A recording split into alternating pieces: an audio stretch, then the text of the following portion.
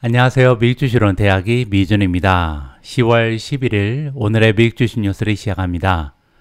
오늘도 변함없이 미국 주식 투자의 정석을 지키고 있는 미준에 오신 것을 환영합니다. 오늘 이 방송을 시청하고 계신 분들 중에 혹시 아직까지도 미준 구독 버튼을 누르지 않으신 분들이 계신지 모르겠습니다. 제가 잠깐 미준 채널에 대한 분석 내용을 보여드릴 텐데요. 여기 아래쪽에 구독자 시청 시간을 보시면 구독을 하고 계신 분들이 시청하시는 부분이 80.2%를 차지하고 있고요. 구독을 안 하신 분들께서 전체 시청 시간의 19.8%를 차지하고 있습니다. 따라서 이 방송을 보시는 분들 중에 5분 중에 1분은 아직까지 미주온 채널 구독을 안 하고 계시다, 이렇게 제가 설명을 드릴 수가 있는데요.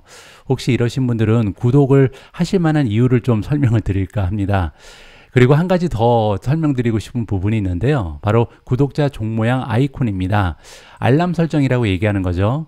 이거를 이제 설정을 하셔야 제가 새로운 영상이라든지 아니면 커뮤니티 포스팅을 통해서 중요한 정보를 공유 드릴 때 바로바로 알람을 받으실 수 있다, 이렇게 설명드릴 수가 있는데요. 이 알람을 설정하신 분들은 아직 7.8%에 불과하거든요. 따라서 대부분의 구독자분들이 중요한 정보를 놓치고 계시다, 이렇게 말씀드릴 수가 있을 것 같습니다. 알람 설정하는 방법은 굉장히 쉽습니다. 제가 와이프랑 운영하고 있는 또 다른 유튜브 채널 글로벌 노마드 패밀리를 가지고 좀 예를 들어서 설명을 드리면요. 지금 보시는 것처럼 구독이라고 써 있죠. 이 얘기는 아직까지 제가 이 채널을 구독하지 않고 있다, 이렇게 보시면 됩니다. 여러분들 미주온 채널 들어가셔서 혹시 구독이라고 돼 있는지 확인을 해 보시고요.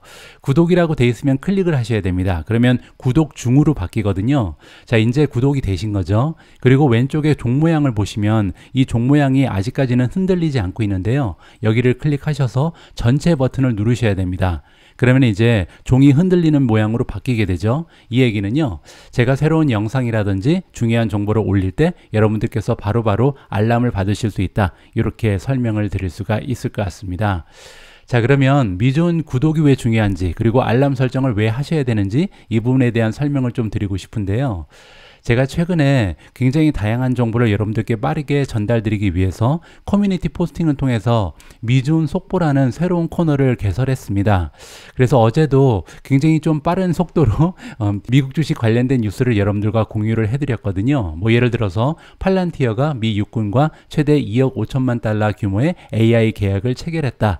뭐 이 부분은 15시간 전에 제가 여러분들과 공유를 했고요. 이 방송이 나가면은 한 하루 전에 공유를 해드린 거죠. 따라서 제가 추구하는 것은 대한민국에서 가장 빠르게 중요한 뉴스를 여러분들께 전해드리겠다, 이런 목표를 가지고 있고요. 또 하나는 그 조비 에비에이션이 공매도 리포트가 나왔다, 따라서 굉장히 커다란 악재가 발생했다, 이런 뉴스도 전달을 해드렸습니다. 그리고 여러분들 참고로요, 제가 이번에 발표된 조비 에비에이션의 공매도 리포트를요, 번역해서 한국어 버전으로 업로딩을 해놨습니다. 혹시 이 방송을 보시는 분들 중에 조비 에비에이션에 투자하고 계신 분들께서는요, 미준 멤버십 채널 가셔서 이 리포트 한번 읽어보시고요, 투자 판단에 활용을 하셨으면 하는 바람을 가지고 있습니다. 뭐 그 밖에도 IMF가 발표한 미국의 리세션 전망에 대한 기사도 제가 굉장히 빠르게 번역해서 올려드렸고요. 따라서 여러분들 알람 설정을 하시면 즉각 굉장히 중요한 미국 주식 뉴스 받아보실 수 있다, 이렇게 보실 수가 있고요. 거기에 그치지 않습니다. 제가 최근에 와이프의 도움을 받아서요, 오늘의 미국 주식 분석이라는 코너를 함께 진행하고 있거든요. 따라서 그 시킹알파와 연계되어 있는 수많은 미국 주식 전문 블로거들이 있잖아요. 이들이 올려드리는 다양한 기사가 있는데 이 기사의 요점을 정리해서 이 커뮤니티 포스팅을 통해서 여러분들과 함께 공유를 해드리고 있습니다. 물론 이제 자세한 내용은요, 여러분들 여기 아래에 있는 링크를 클릭하셔서 직접 한번 미준 멤버십 채널에 걸려있는 분석 기사를 읽어보셨으면 좋겠다, 이러한 바람까지 가지고 있습니다. 자, 아무쪼록 제가 지금 굉장히 좀 열심히 노력을 하고 있습니다. 지치기 전에 여러분들께서 좀 호응을 해주셔야 좀 힘내서 지금 새롭게 시작하는 프로젝트를 계속해서 진행할 수가 있거든요. 제가 추구하는 미준 멤버십의 모습은요, 여러분들 굉장히 다양한 정보를 여러 가지 다양한 채널에서 얻고 계신데 미준 멤버십에 가입하시면 더 이상 다른 곳은 볼 필요가 없다, 뭐 이 정도로 완벽한 채널을 한번 만들고자 하는 야망을 가지고 있습니다. 제가 지금 구독하고 있는 채널이 8개 정도 되거든요. 따라서 이렇게 많은 유료 채널에서 가져오는 여러 가지 정보들을요, 가장 빠르고 그리고 한국어로 번역까지 해서 한 가지의 플랫폼에 모아서 여러분들께 공유해 드리고 있다. 이렇게 자신 있게 미존 멤버십 채널을 소개해 드릴 수가 있겠습니다. 자, 오늘 홍보 말씀이 좀 길어졌습니다. 10월 11일 준비된 오늘의 미국 주식 뉴스 바로 시작합니다. 오늘도 어제 미국 증시의 시황부터 정리해 드리겠습니다.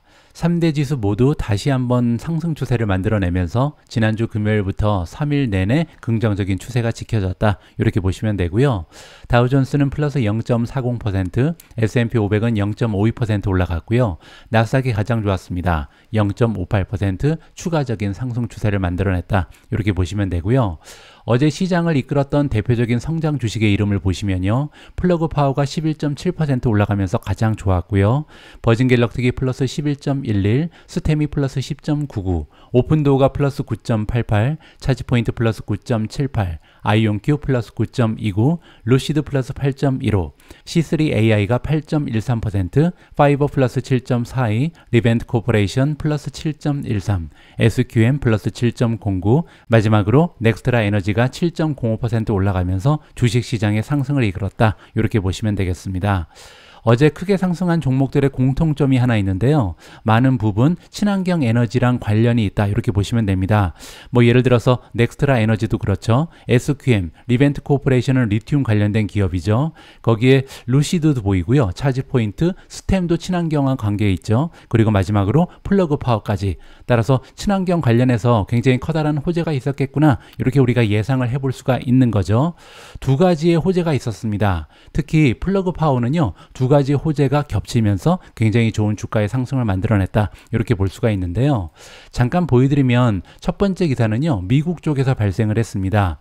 미국 정부가요, 무려 70억 달러에 이르는 엄청난 기금을 조성을 해서 하이드로젠, 즉 수소랑 관련된 연료 프로젝트에 지원을 할 것이다. 이러한 기사가 발표되고 있거든요.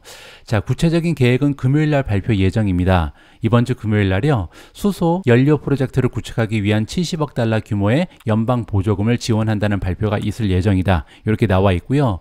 블룸버그의 보도 내용에 따르면 이번에 수혜를 입을 수 있는 강력한 경쟁자들은요, 첫 번째로 플러그 파워, 두 번째로 아마존이 대두가 되고 있고요. 한 기업이 더 있습니다. 에어 프로덕트 앤 케미칼. 이렇게 세 기업이 아마도 가장 많은 지원금을 받아가지 않을까. 이렇게 지금 이름이 언급되고 있습니다. 따라서 커다란 호재가 플러그 파워에 발생했다. 이렇게 볼 수가 있겠죠. 자, 그리고 한 가지의 호재가 더 있었는데요. 이번에는 프랑스에서 발표가 됐습니다. 클린 에너지, 청정 에너지라고 부르죠. 자, 이 종목들이 랠리를 할 만한 발표 내용이 있었는데요. 어떤 내용인지 잠깐만 보여드리면요. 일단 2035년이라는 연도가 나오는데요. 그때까지, 그러니까 앞으로 다가오는 한 10년 동안 그들이 만들어내는 리뉴어블 파워 있잖아요. 따라서 재생에너지의 발전 용량을 2배까지 늘리겠다라는 야심찬 계획을 발표했습니다. 그리고 결국 목표는 뭐냐면요. 2050년이 되면 탄소 중립을 이루어내겠다. 이렇게 프랑스 정부에서 밝힌 거죠. 자, 그러면서 지금 S&P 500에 속해 있는 다양한 재생에너지 관련된 종목이 힘을 받았다. 이렇게 보시면 되고요. 대표적으로 퍼스트 솔라가 5.4% 올라갔고요. 인페이즈 에너지가 5%, 그리고 솔라 엣지 테크놀로지 플러스 4.8%, 넥스트라 에너지 역시 4.6% 올라갔다. 자, 그리고 여기 플러그 파워가 보이죠? 11.7% 올라가면서, 따라서 미국 쪽의 굿뉴스 그리고 프랑스 쪽의 굿뉴스가 겹치면서 재생에너지 쪽이 탄력을 받을 수 있는 하루였다. 이렇게 정리가 가능할 것 같습니다. 앞에서 살펴본 것처럼 어제 버진 갤럭틱의 주가도 굉장히 좋았습니다. 무려 11.11%나 하루 만에 급등했는데요. 그래서 혹시 커다란 호재가 있나 여기저기 살펴봤는데 별다른 뉴스는 발견할 수가 없었고요. 이번 기사의 제목을 보시면 버진 갤럭틱의 주가가 오늘 왜 이렇게 올라가지? 이러한 기사가 하나 있었거든요. 그래서 이제 반가운 마음에 체크를 해봤는데 별다른 얘기는 나타나지 않고요. 어제 본드 일드, 즉 채권 금리가 많이 떨어졌다. 이거를 이유로 삼고 있습니다. 10년 국채 금리가 무려 15베이시스 포인트 떨어지면서 4.65%까지 떨어졌거든요. 자, 이것이 왜 긍정적인 역할을 하게 되냐면 성장 주식은요, 이 금리랑 굉장히 밀접한 관계를 가지고 있습니다. 아무래도 금리가 올라가게 되면요, 미래 가치가 떨어지기 때문에 밸류에이션이 저하되고요. 어제처럼 금리가 이렇게 급 하락하게 되면 아무래도 성장 주식의 미래 가치가 상승할 수 있는 여지가 발견된다, 이렇게 볼 수가 있는 거죠. 그리고 버진 갤럭틱은요, 또 한 가지의 이유가 있죠. 버진 갤럭틱 같은 성장주는요, 이제 막 시작하죠. 매출이 제대로 발생하지 않고 있잖아요. 따라서 오랫동안 버틸 힘이 있어야 됩니다. 그 얘기는요, 자금을 추가적으로 계속 조달할 가능성이 높다. 유상증자도 하고, 그리고 추가적으로 계속해서 빚을 만들 가능성이 높죠. 그런데 이렇게 대출을 계속 하게 될 때 만약에 금리가 너무 높게 되면요, 굉장히 불리한 위치에 처하게 되잖아요. 따라서 금리가 떨어진다는 것은 이런 버진 갤럭틱 같은 굉장히 초성장주 입장에서는요, 엄청나게 반가운 소식이다. 이렇게 정리가 가능할 것 같습니다. 마지막으로 미주은 탑10의 성적표도 살펴보겠습니다. 어제는 10종목 중에 한 종목만 제외하고 모두 플러스를 기록했고요. SMCI가 무려 7%나 급등을 해버렸습니다. 온세미컨덕터 플러스 2.63, 우버 플러스 2.60, 소파이 플러스 2.20, TSMC 플러스 1.82, 테슬라 플러스 1.52, 엔비디아 플러스 1.16, 팔란티어가 1.08% 추가적으로 상승하면서 최근 들어서 추세가 가장 좋은 종목입니다. 일주일 동안 10.89% 올라갔고요. 한 달 동안도 16.39% 굉장한 추세를 만들어내고 있습니다. 아마존이 플러스 0.95%, 그리고 마지막으로 안타깝게 마이크로소프트만 0.44% 하락하는 추세를 만들어냈습니다. 오늘 첫 번째로 준비된 기사는 시장에 대한 전망입니다. JP 모간의 스티븐 파커라는 전문가가 나오는데요. 이 전문가는 미국 증시가 2024년 중반 정도가 되면 사상 최고치를 경신할 것이다. 굉장히 긍정적인 전망을 하고 있거든요. 어떠한 논리가 뒷받침되고 있는지 직접 한번 확인해 보시죠. JP 모간 프라이빗 뱅크의 전문 전략 책임자 스티븐 파커가 나오고요. 이분의 의견에 따르면 주식시장의 실적 전망이 다시 가속화될 것이다. 따라서 결정적인 부분은 실적이라고 얘기를 하고 있고요. 그 결과 2024년 중반까지 미국 증시는 사상 최고치를 기록할 수 있다. 이렇게 주장을 하고 있습니다. 화요일 날 CNBC 인터뷰에 등장을 했고요. 그때 이제 혼자 나온 게 아니고요. 센튜어리 웰스라는 투자 기관에서 일하고 있는 수석 투자 전략가 메리앤 바텔즈도 같이 나왔는데요. 이 두 전문가가 동의한 부분이 있다. 어떤 부분에 대해서 동의를 했냐면요. 현재 고금리 환경에서 금리가 이제는 중간 고점에 도달했다. 어느 정도 이제 갈 때까지 갔다는 거죠. 추가적으로 한두 번 정도 올라갈 가능성은 있지만 그게 다다. 이제는 거의 고점에 다다랐다. 이렇게 지금 얘기를 하고 있습니다. 따라서 이 부분이 주식시장에 도움이 될 것이다. 따라서 이제는 금리 때문에 주가가 떨어지는 일은 없을 것이다. 이렇게 얘기를 하고 있는 거죠. 앞에서 우리가 버진 갤럭틱 관련해서 살펴본 것처럼 어제 화요일 날은요, 국채 수익률이 급격하게 하락했습니다. 특히 10년물 금리가 일주일 만에 최저 수준으로 떨어졌다. 따라서 어제도 미국 증시가 힘을 냈다. 이렇게 지금 얘기하고 있는 거죠. 스티븐 파커의 의견에 따르면요, 이스라엘과 하마스 전쟁 소식이 전해진 다음에 이제 장 초반에 랠리가 펼쳐졌다. 따라서 장 초반 랠리는요, 금리가 떨어진 것 때문이다. 금리가 떨어진 이유는 이제 전쟁 때문이죠. 전쟁 소식이 전해진 이후에 많은 자금이 채권 시장으로 유입되고 있다. 채권의 가격이 올라가기 때문에 채권의 금리가 떨어진 거잖아요. 따라서 랠리가 나타났다. 이렇게 나오고 있고요. 하지만 후반에는 랠리가 본격화된 이유는 다른 것이다. 어떤 부분이냐면 어제 제가 방송에서 말씀드린 것처럼 일부 연준의 위원들이 굉장히 비둘기파적인 발언을 했기 때문이다. 따라서 금리가 이제는 더 이상 올라가지 않을 것이다. 이러한 기대감이 확산되고 있다. 이렇게 얘기하는 거죠. 그런데 스티븐 파커가 보기에는 이번 어닝 전망이 굉장히 좋아 보인다고 합니다. 지난 분기에 바닥을 찍고 다시 가속화되기 시작했으며 펀더멘탈 스토리가 좋아지기 때문에 주가를 지지할 수 있다. 따라서 이번 분기 어닝 실적이 굉장히 좋게 나오면서 주가가 급상승할 것이다. 이러한 전망을 안겨주고 있는 것입니다.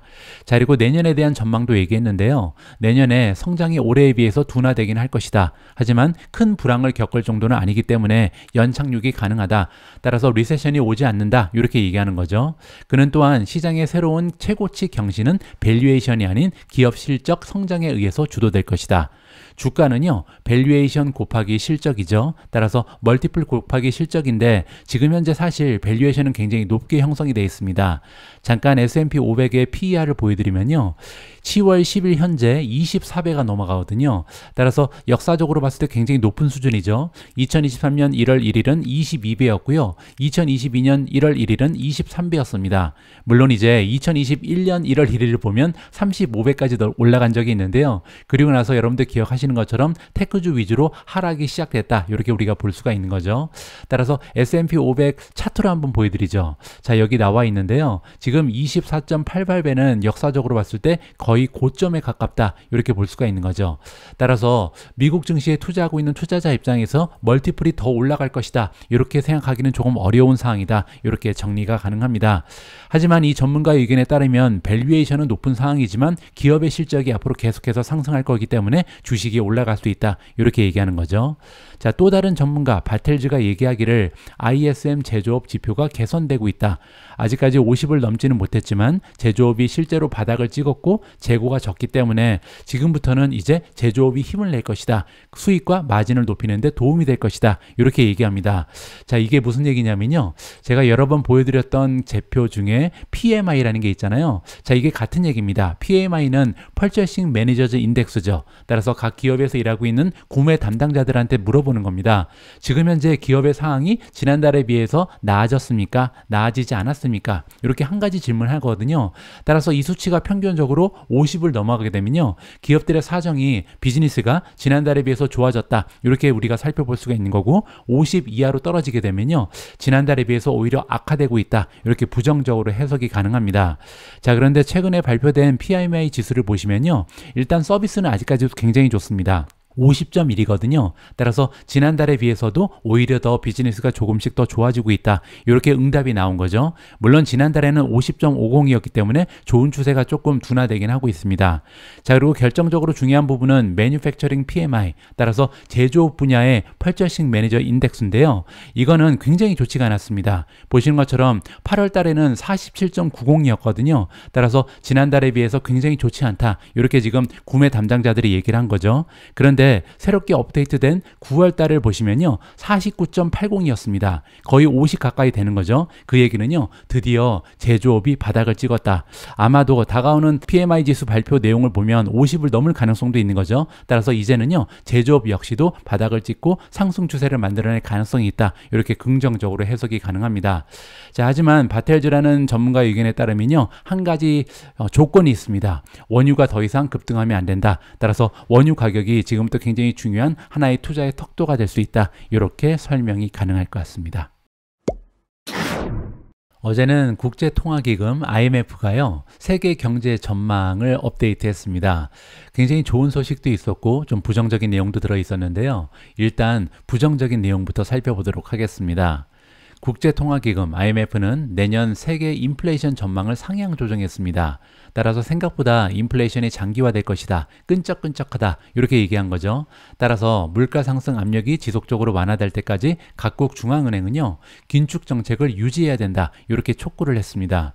따라서 이 부분은 굉장히 부정적이죠. 생각보다 인플레이션이 잘 잡히지 않기 때문에 각국의 중앙은행은 굉장히 긴축적인 이러한 정책을 장기화해야 된다. 이렇게 부정적인 내용을 설명했고요. IMF는 화요일날 발표한 세계 경제 전망에서 내년도 세계 소비자 물가 상승률 전망치를 업데이트했는데요. 3개월 전에는 5.2%였습니다. 그런데 어제 발표하기를 아니다. 5.8% 정도는 될 것 같다. 이렇게 부정적인 소식을 발표한 거죠. 그리고 2024년 경제 성장률 전망치도 하향 조정했다라고 합니다. 따라서 생각보다 인플레이션이 장기화되면서 경제 성장이 녹록지 않다. 이러한 의견을 제시한 거죠. IMF는 대부분의 국가에서 아마도 2025년까지도요. 인플레이션이 중앙은행의 목표치를 상회할 것이다. 이 얘기는요. 가령 예를 들어서 미국 같은 경우는 인플레이션 목표치가 2%잖아요. 그런데 2025년이 돼도 2%는 불가능할 가능성이 높다. 이렇게 지금 부정적인 이야기를 해준 거죠. 자, 그리고 여기 나와 있는 수석 이코노미스트 피에르 올리비에 구린차스라는 전문가가 있는데요. 바로 이분입니다. 이분이 얘기하기를 인플레이션이 목표치를 향해 지속적으로 하락할 때까지 대부분의 지역에서는 통화 정책을 긴축적으로 유지해라. 이렇게 권고를 했다라고 합니다. 따라서 미국의 연준 입장에서도 금리를 인하한다든지 아니면은 금리를 동결하기가 쉽지가 않다. 굉장히 장기적으로 인플레이션에 신경을 많이 써야겠다. 이러한 느낌이 드는 거죠. 자, 이번에는 경제 성장률을 보도록 하겠습니다. IMF는요, 내년 세계 경제 성장률을 2.9%로 전망했습니다. 그런데 이 수치는 3개월 전에 7월 달에 전망한 것보다 0.1%가 오히려 하락했거든요. 따라서 경제 성장도 생각보다 그렇게 좋지가 않다. 이렇게 우리가 정리를 해볼 수가 있는 거죠. 팬데믹 팬데믹 이전의 20년 평균은요 3.8%입니다. 따라서 예전의 수준을 회복하기는 아직 멀었다 이렇게 볼 수가 있고요. 2023년 전망치는 3%로 변동이 없다. 따라서 올해는 전반적으로 글로벌 경제가 3% 정도 상승을 하고요. 내년에는 요거보다 약간 떨어지는 2.9% 정도 성장을 할 거다. 이렇게 보시면 되겠죠. 자, 이번에 중요한 내용이 나옵니다. 글로벌 성장률 전망은 비교적 낮지만 안정적이다라는 얘기를 합니다. 따라서 IMF가 보기에는요, 각국의 중앙은행이 경기 침체 없이, 따라서 리세션 없이 인플레이션을 억제할 수 있는 가능성이 굉장히 높아 보인다. 이렇게 긍정적인 코멘트를 날렸습니다. 특히 이제 미국에 대해서 뭐라고 얘기했냐면요, 2분기에 기업 투자가 호조를 보이고 있고 소비 증가세가 있기 때문에 올해 성장률 전망치를 7월 달에는 1.8%를 봤었는데요. 올해 2023년 2.1% 미국 경제가 성장할 것이다. 이렇게 상향 조정을 했고요. 내년 전망치도 올렸습니다. 원래는 1%를 보고 있었는데 아니다. 내년에 미국 경제는 1.5% 성장할 수 있다라고 긍정적인 소식을 보냈습니다. 리세션은요, 이 경제 성장률이 0% 이하로 떨어지는 것, 즉 마이너스 성장하는 것을 리세션이라고 얘기하거든요. 자, 그런데 지금 IMF가 발표한 세계 전망에 따르면 내년에 미국 경제는요, 마이너스 성장이 아니라 원래는 1% 정도 보고 있었는데 오히려 1.5% 성장할 것이다. 따라서 리세션 확률이 굉장히 적어 보인다. 이렇게 얘기하는 거죠. 자, IMF가 얘기하기를 미국의 실업률이요, 2024년 마지막 분기까지 최고 4%까지 상승할 것이다. 자, 그런데 4월 달에 예상했던 수치는요 5.2%였습니다. 따라서 IMF가 보기에 한 6개월 전에 발표했을 때는 미국의 실업률이 내년이 되면 5.2%까지 올라갈 가능성이 높다. 그러면서 리세션의 가능성도 우리가 생각해야 된다. 이렇게 얘기했었는데요. 자, 지금 보니까 5.2%가 아니라 아마도 4% 정도에 머무를 것이다. 그리고 실업률이 4%면 그렇게 높은 수준이 아니죠. 따라서 미국 경제가 내년 말까지는요 연착륙이 가능하다. 리세션의 확률이 줄어들었다. 이렇게 결론을 내볼 수가 있을 것 같습니다. 다음으로 함께 읽어볼 기사는 뉴스는 아니고요, 분석 기사입니다. 저는 제가 운영하고 있는 미존 멤버십 플랫폼을 통해서 뉴스뿐만 아니라 시장 상황이라든지 각종 종목에 대한 분석 기사를 함께 공유해드리고 있는데요. 어제 미존 멤버들을 위해서 공유해드린 기사 중에 굉장히 흥미진진한 기사 하나가 있습니다. 지금 현재 차트 전문가가 보기에는요, 스파이도 그렇고 QQQ도 그렇고, 따라서 미국 주식 전반적인 상황을 봐서도 그렇고 테크 주식만 따로 띄어봐도 지금이 매조 시점이다. 이렇게 좀 좋지 않은 분석 내용이 나온다라고 주장을 하거든요. 자, 이 분석 기사는 매크로 나침판이라는 주식 전문 블로거가 시킹 알파에 기고한 기사다. 이렇게 보시면 되고요. 여러 가지 차트를 봤을 때 현재 미국 주식을 팔아야 되는 시기다. 이러한 기술적인 분석이 나온다라고 합니다. 자, 구체적인 내용을 조금 보여드리죠. 자, 일단 필자는요, 자신이 50년간 월가에서 경험을 습득한 베테랑이다. 이렇게 자신을 소개하고 있습니다.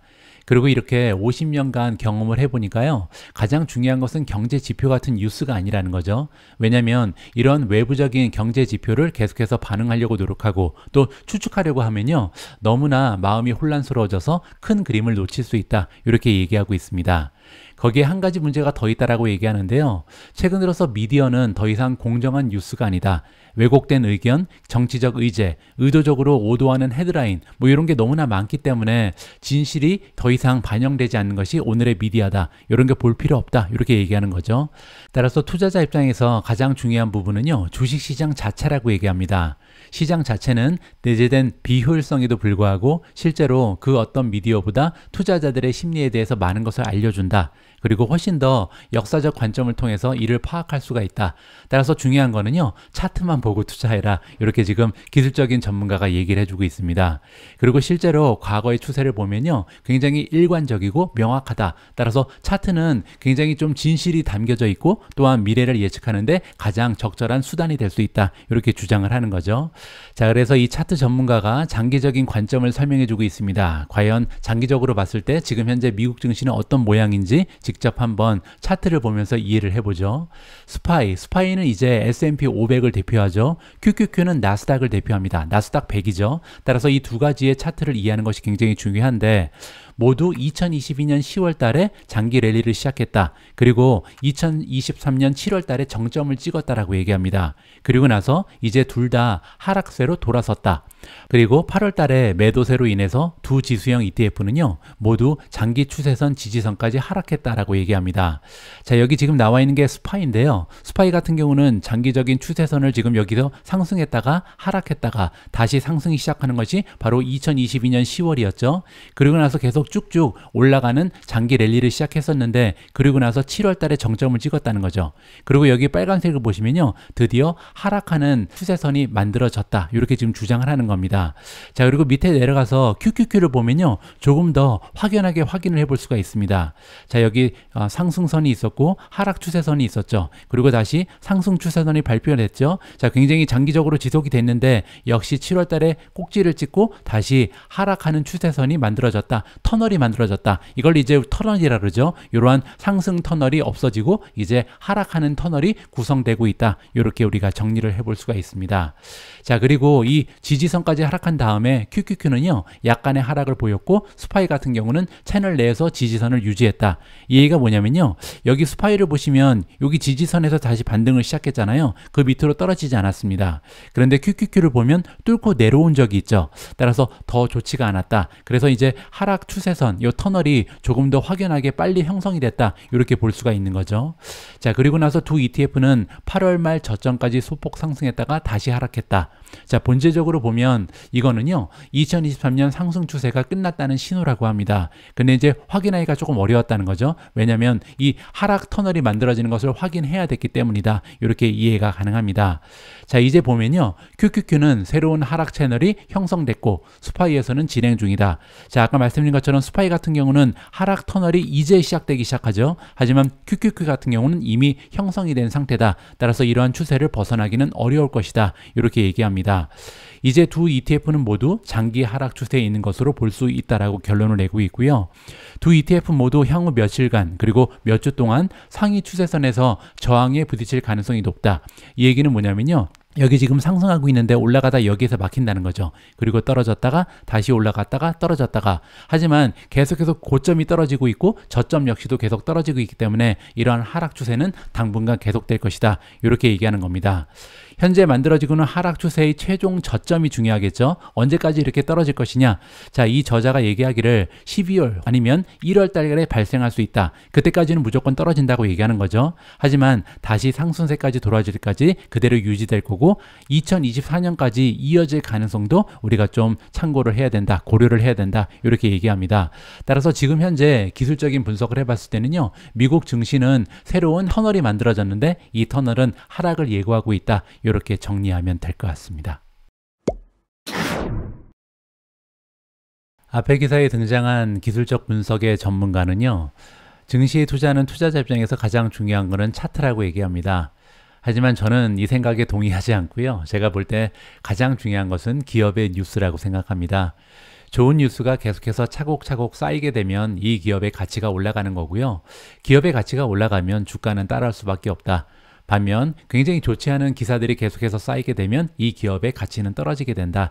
따라서 매일매일 어떤 뉴스가 발표되는지 사소한 뉴스까지 찾아보는 것이 굉장히 중요하다. 저는 개인적으로 판단합니다. 자, 이번에는 제가 가장 아끼는 종목 중에 하나 팔란티어에 관련해서 매우 긍정적인 소식을 여러분들께 전달해 드릴 수가 있겠습니다. 미 육군과 팔란티어가요, 무려 2억 5천만 달러 규모의 AI 계약을 체결했다라는 굉장히 반가운 소식입니다. 팔란티어 테크놀로지는 미 육군이 인공지능, 머신러닝 기능을 확장하기 위해 체결한 최대 2억 5천만 달러 규모의 계약을 수주했다라는 소식을 전달해주고 있고요. 이번에 체결된 계약은요, 2026년까지 최대 3년간 진행된다, 유효하다 이렇게 나와 있는데요. 이 계약 내용이 굉장히 넓습니다. 따라서 육군 내 여러 가지 부처에서 관련이 돼 있다. 전투사령부는 물론이고 군 부대, 정보 커뮤니티, 특수 부대까지 혜택을 받을 것이다. 자, 이러한 다양한 육군의 안에 있는 부처에서 AI 그리고 머신러닝의 기능을 테스트하고 사용하고 확장하는 데 필요한 추가 기능을 팔란티어가 제공한다. 이렇게 보시면 됩니다. 팔란티어는요, 굉장히 오랜 시간 동안 미 육군과 협업을 진행해 왔습니다. 2018년부터니까 무려 5년 이상 지금 파트너십을 결성해 온 거죠. 자, 이번에 체결된 새로운 계약을 통해서는요, 미 육군의 합동 전 영역 지휘 그리고 통제 노력을 발전시킬 것이다. 따라서 수뇌부의 역할을 향상시키는데 이번에 일조하게 된다. 이렇게 볼 수가 있겠죠. 자, 이번 기사는 굉장히 짧습니다. 하지만 그럼에도 불구하고 우리가 이제 인공지능이 다양한 영역에 활용이 되잖아요. 가장 중요한 키워드는 생산력 증대 그리고 효율성 향상입니다. 하지만 보다 구체적으로 활용하는 그 영역을 살펴보면요, 인공지능은 굉장히 다양한 영역에 활용될 수 있죠. 자, 그런데 하나 우리가 질문을 해야 되는 부분이 과연 인공지능이 기여하는 부분 중에 가장 중요한 것이 어떤 것인가, 어떤 부분이 가장 중요한가, 요걸 보면요, 개인의 건강 그리고 국가 안보가 아닐까 합니다. 따라서 이번 기사를 통해서 팔란티어는요, 인공지능 수혜주 중에 정말 가장 중요한 역할을 하고 있는 기업이다. 이 부분에 대해서 다시 한번 상기시킬 수 있는 좋은 기회였다. 이렇게 마무리해 드리겠습니다. 다음으로 전달해 드릴 기사는 AMD 관련된 소식인데요. 엔비디아 주주 입장에서도 관심을 가질 만한 중요한 뉴스라고 판단이 됩니다. 제가 제목을 좀 재미있게 바꿔봤습니다. AMD가 AI 소프트웨어 전문 업체를 인수하면서 엔비디아와 맞짱을 뜨고 있다. 흥미진진한 기사가 발견이 됐거든요. 자세한 내용을 한번 들어보시죠. AMD가 화요일날 발표하기를요, 개방형 AI 소프트웨어 역량을 확대하기 위해서 노드 AI라는 기업을 인수한다. 이러한 발표 내용이 있었습니다. AMD에서 인공지능 그룹 수석 부사장을 지내고 있는 밤시 보파나가 나오는데요. 이분이 이번에 노드 AI를 인수하는 이유를 설명해주고 있습니다. AI 쪽에 고객이 너무나 많죠. 따라서 엔비디아한테 모든 시장을 뺏길 수는 없잖아요. 자, 그런데 문제는 AMD가 만들고 있는 GPU가 판매가 되지 않죠. 자, 이 부분을 해결하기 위한 겁니다. 자, 보시는 것처럼 AMD의 하드웨어에 맞게 조정된 고성능 AI 모델을 쉽게 배포할 수 있는 개방형 소프트웨어를 제공하는 능력이 향상될 것이다. 자, 이게 무슨 얘기인지 조금 제가 여기 풀어봤습니다. 엔비디아 투자자 입장에서는 모두 잘 알고 계신 것처럼 엔비디아는요, 쿠다라는 자체 제작 소프트웨어가 있습니다. 따라서 이 쿠다를 통해서 에코시스템을 조성해놨다. 이 얘기가 뭐냐면요, 10년 이상 쿠다를 가지고, 이 소프트웨어를 가지고 많은 개발자들이 칩을 만들고 여러 가지 이제 프로젝트를 진행해 왔잖아요. 따라서 우리가 보통 엔비디아의 가장 커다란 경제적 혜자를요, 전환 비용이라고 봅니다. 왜냐면 다른 기업들이요, 만약에 AMD의 GPU를 사용하기 위해서는 쿠다 말고 다른 소프트웨어를 배워야 되거든요. 따라서 이 소프트웨어를 바꿔야 되기 때문에 이미 구축된 엔비디아의 생태계를 벗어나기가 너무나 어렵다. 따라서 쿠다가 굉장히 커다란 엔비디아의 경제적 혜자다. 이렇게 말씀드릴 수가 있습니다.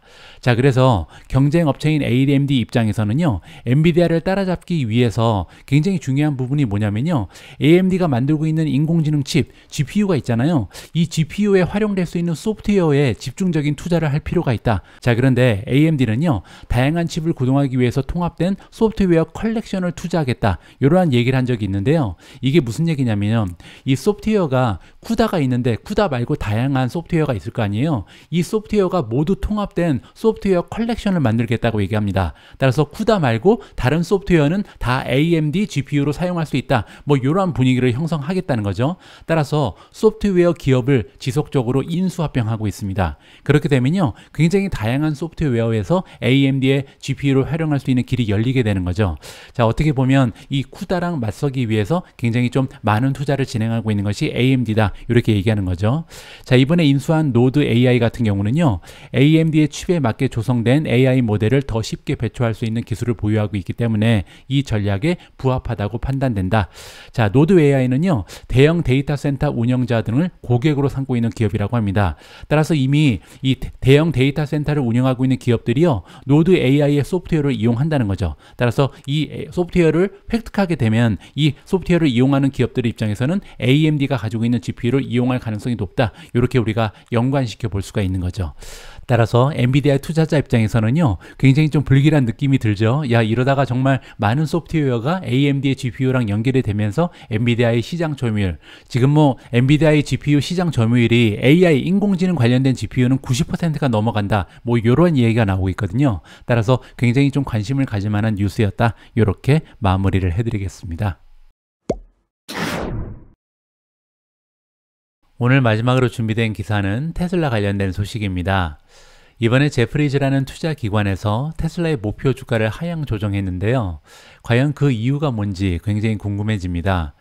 제가 이렇게 투자하고 있는 종목에 대해서 부정적인 기사를 찾아서 읽는 이유는요, 그들의 논리를 살펴보기 위해서입니다. 저는 이제 나름대로 제가 가지고 있는 테슬라의 그 투자 논리가 있잖아요. 이러한 논리랑 제프리즈가 가지고 있는 부정적인 논리를 비교 분석해 보는 겁니다. 따라서 누구의 논리가 더 말이 되나, 누구의 논리가 좀 더 견고한가, 이 부분을 비교하면서 제가 가지고 있는 투자 논리를 좀 확장시키고 조금 더 점검할 수 있는 기회로 삼는다, 이렇게 이해하시면 좋을 것 같습니다. 테슬라가 전기 자동차 경쟁에서 선두주자로서의 입지가 줄어들고 있다라고 제프리즈는 주장하고 있습니다. 구체적인 내용을 보시면요, 3분기에 더 많은 마진의 약화가 있었다. 따라서 테슬라 그러면요, 다른 전통적인 자동차 기업에 비해서 마진이 월등하다, 마진이 투자의 커다란 논리가 되고 있었는데 이 부분이 사라지고 있다라고 주장하고 있고요. 또한 2024년 다가오는 내년에 불확실한 성장 예상이 있다. 따라서 지금 테슬라가 굉장히 좋았었잖아요. 과거 한 1, 2년 동안 신나게 달렸었는데 이렇게 초기에 마진이 좋았던 이유가 구조적인 건지, 구조적인 거라는 것은요, 순환이 아니라 이제 계속해서 발전할 수 있는 여지가 있다는 거죠. 구조적으로 다른 자동차 기업보다 우월하다, 이게 이유인지, 아니면 시기적으로 선두주자였기 때문에 다른 기업에 비해서 빨리 진출했기 때문에 잠깐 단기적으로 좋은 마진이 나왔던 건지, 여기에 대한 의문을 제기한다고 합니다. 따라서 경쟁이 심화되면서 최근 들어서 마진이 많이 떨어졌잖아요. 이게 만약에 구조적인 성장의 동력이 있다면 다시 확장될 가능성이 있다, 이렇게 볼 수가 있는 거고요. 만약에 그냥 빨리 진입했기 때문에 단기적으로 마진이 좋았다, 그러면 이제 앞으로 마진이 회복될 가능성이 없다, 부정적으로 우리가 예상을 해볼 수가 있는 거죠. 자, 이렇게 테슬라의 리더십이 계속해서 감소하고 있고, 또한 재고도 감소하고 있잖아요. 예전에는 막 몇 달씩 기다려야 살 수 있는 게 테슬라 차였는데 최근에는 몇 주만 기다리면 자동차를 받을 수가 있습니다. 따라서 여러 가지 우려가 있기 때문에 이러한 부분을 감안해서 이번에 테슬라의 목표 주가를요, 원래 265였는데 250달러로 하향 조정한다라고 발표가 냈습니다. 그렇게 되면요, 지금 현재 주가에서 오히려 떨어진다는 거죠. 테슬라는 1년 동안 주가가 오르지 못할 것이다, 이렇게 부정적인 전망을 제시하고 있습니다. 자, 어떤 얘기까지 하고 있냐면요, 테슬라는 다른 업체와 다르게 하는 일이 여러 가지 있다. 뭐 예를 들어서 뭐 제조 공정도 다르고요, 굉장히 마진도 높고 여러 가지 다양한 혁신적인 모습을 가지고 있잖아요. 자, 그런데 이렇게 다른 자동차 업체와 다르게 하는 모든 일들이요, 만약에 다른 기업들 역시도 시간만 있다면 얼마든지 따라할 수 있는 일이다. 따라서 별다른 거 없다, 이렇게 지금 좀 폄하하는 발언을 하고 있는 거죠. 따라서 우위를 계속해서 유지하기 위해서는 속도가 필수적이다, 이렇게 얘기하면서 일부 기능 그리고 배터리가 지연되고 있기 때문에 이러한 이점이 무너지기 시작했다, 이렇게 지금 덧붙이고 있습니다. 자, 모델 집중을 통한 하이퍼 스케일링, 즉 대량 생산을 얘기하는데요. 자, 이러한 생산 공정은요, 테슬라 자동차 비즈니스 모델의 고유한 특징이다. 따라서 효율성을 극대화하면서 마진을 굉장히 많이 낮춘 게 테슬라잖아요. 자, 하지만 만약에 더 많은 볼륨 모델을 출시하지 못한다면, 따라서 지금 모델 3, 모델 Y 두 개가 지금 주도를 하고 있는데 이거 말고 신상이 나오지 않는다면 결국은 한계에 도달할 것이다 라고 얘기합니다. 그런데 재미있는 거는요, 거기에 대한 대안까지도 스스로 제시를 하고 있습니다. 사이버 트럭이 그 프로파일에 부합할 수 있다. 따라서 모델 3, 모델 Y에 제한됐던 테슬라의 상품이요, 이제는 사이버 트럭으로 확장되고 있잖아요. 더욱이 사이버 트럭은 트럭입니다. 따라서 미국에서 가장 인기 있는 게 트럭이기 때문에 굉장히 중요한 상품이다, 이렇게 얘기하는 거죠. 하지만 아직까지는 생산 문제 그리고 사양 부족으로 인해서 미지수다. 사이버 트럭이 대박을 터뜨릴 수 있을지 이건 우리가 아직 알 수 없다. 따라서 미래 주가에 반영하지 않는다, 이렇게 얘기하는 거죠. 자, 마지막으로 최근 들어서 계속해서 가격이 떨어지고 있죠. 그리고 경영진도 축소되고 있기 때문에 테슬라에는 잠재적인 위협이 있다, 이렇게 얘기하고요. 마지막에 자율주행에 대해서 얘기합니다. 테슬라의 머신러닝 접근 방식은 업계에서 가장 확장 가능한 솔루션으로 보인다. 근데 보이기만 그렇고요, 사실은 비즈니스 모델이 부족하다라고 덧붙였습니다. 여기 이제 자세한 설명을 해주지 않았는데 제가 이제 유추할 때 이게 무슨 얘기냐면요, 테슬라가 이제 자율주행에서 독보적인 역할을 하게 될 것이다. 굉장히 앞서 나가고 있죠. 왜냐면 데이터가 가장 많잖아요. 자, 그런데 데이터가 있다고 해서 무조건 자율주행을 다른 기업에 팔 수는 없습니다. 왜냐면요, 다른 자동차 기업이 만드는 자동차는 하드웨어 자체가 테슬라랑 굉장히 다르죠. 특히 이제 자율주행 관련해서는 테슬라는 카메라를 이용합니다. 여러 대의 카메라에서 사람이 보는 시각을 그대로 이용해서 신경망 머신러닝을 통해서 자율주행을 구축하는 것이 테슬라의 방식이잖아요. 자, 그런데 다른 기업들은 레이더를 사용하죠. 따라서 다른 자동차는요, 만약에 테슬라의 자율주행이 막 독보적인 역할을 한다 하더라도 다른 기업한테 도입하기는 어렵다, 이렇게 지금 얘기를 하는 거죠. 이 부분은 저 역시도 일부분 동의를 합니다. 그래서 제가 보통 이제 테슬라의 목표 주가, 뭐 나중에 테슬라의 전망을 얘기할 때 다른 기업한테 자율주행을 판매할 것이다, 이런 말씀을 드린 적이 없잖아요. 왜냐하면 제가 볼 때도 다른 기업이 테슬라의 자율주행을 이용하기에는 하드웨어의 차이가 너무나 많다, 이러한 좀 안타까움이 있긴 합니다. 하지만 그럼에도 불구하고 우리가 가지고 있는 투자 논리가 깨지는 건 아니죠. 왜냐하면 테슬라는 작년에 130만 대를 팔았고 올해는 180만 대를 판매할 것이다, 이렇게 우리가 전망을 하고 있고요. 그리고 머지않아서 지금 현재 현대가 판매하고 있는 자동차 수, 즉 700만 대, 650만 대 이렇게까지는 판매가 가능하다. 그렇게 되면 지금에 비해서 판매되는 자동차의 수가 4배, 5배 이렇게 올라갈 가능성이 높잖아요. 거기에다가 테슬라는 다양한 비즈니스 모델을 가지고 있기 때문에 보험도 판매하고 슈퍼차저도 판매하고 거기에 자율주행도 판매하면서 매출의 성장이 5배, 6배 가속화될 것이다. 그렇게 되면 실적이 5배, 6배 올라갈 가능성이 높기 때문에 결국 밸류에이션이 유지된다면 지금 현재 주가에서 4, 5배, 6배, 7개까지 올라갈 수 있는 것이 테슬라의 주가다, 이러한 논리를 가지고 있죠. 따라서 정리를 해보면요, 여기에 나와 있는 다양한 주장에도 불구하고 제가 가지고 있는 테슬라의 논리를 깨지는 못했다, 투자 논리가 그대로 건재하다, 저는 개인적으로 판단합니다. 여러분들께서 가지고 계신 테슬라의 투자 논리를 직접 한번 체크를 해보시면 좋을 것 같습니다. 10월 11일 보내드린 오늘의 미국 주식 뉴스는 여기까지입니다. 사실 오늘 준비된 기사 하나 더 있는데요. 마이크로소프트가 구글보다 향상된 의료기관용 AI를 출시했다, 이런 제목의 기사를 준비해 놓고 있었습니다. 그런데 시간 관계상 이 기사는 함께 읽지 못할 것 같고요.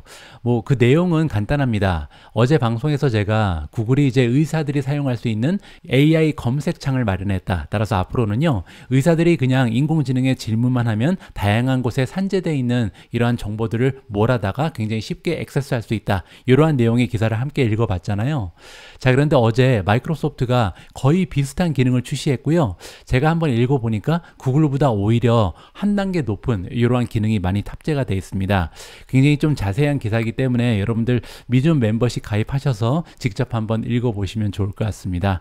오늘 방송도 마지막까지 함께 해주신 분들께 감사의 말씀을 드립니다. 우리 모두가 미국 주식 투자로 은퇴하는 그날까지 다 함께 화이팅입니다. 행복한 하루 되세요. 감사합니다.